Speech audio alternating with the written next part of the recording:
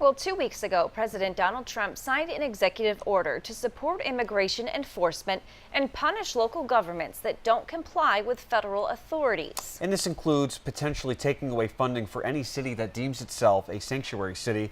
WENY's Samantha Potter looks into sanctuary communities and the impact Trump's orders could have on students, even here locally.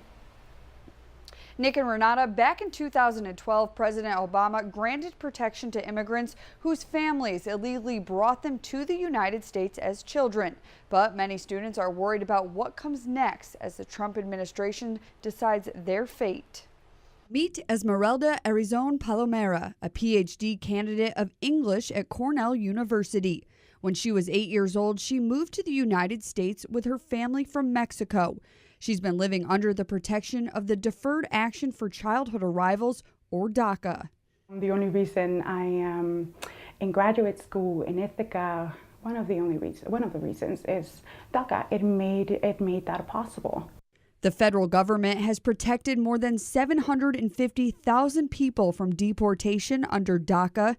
On the campaign trail, then candidate Donald Trump talked about ending the program. Jokes became less and less frequent, and before we knew it, people, myself included, started walking around with a knot in their stomachs, just of dread or something worse that I'm not sure how to describe, but it seemed like something terrible was going to happen. As the idea of a Trump presidency became more of a reality, that's when the idea of making Cornell a sanctuary campus was on Esmeralda's radar. Using the term sanctuary can make a difference.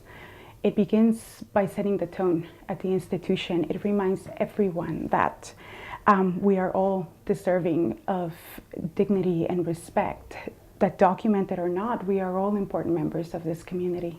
The term sanctuary city or campus has no legal binding, but says a locality won't help the federal government hold undocumented citizens until the deportation process.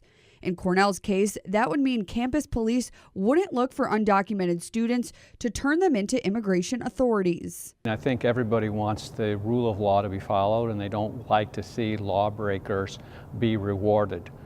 But immigration is different. It's not like they broke a criminal law. They just violated our immigration policy and statutes. And if they've contributed to the United States, it's not in the interest of the United States to kick them out. Right now, there's nearly 70 cities that call themselves sanctuary cities, including Ithaca. Many mayors, including New York City Mayor Bill de Blasio, argue targeting undocumented immigrants deters them from reporting crimes in their communities. This executive order could, in fact, undermine public safety and make our neighborhoods less safe.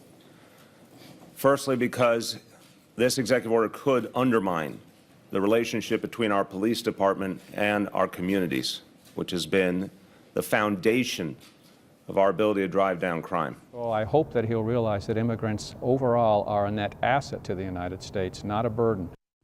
President Trump has said that he will fine any community deeming itself a sanctuary city.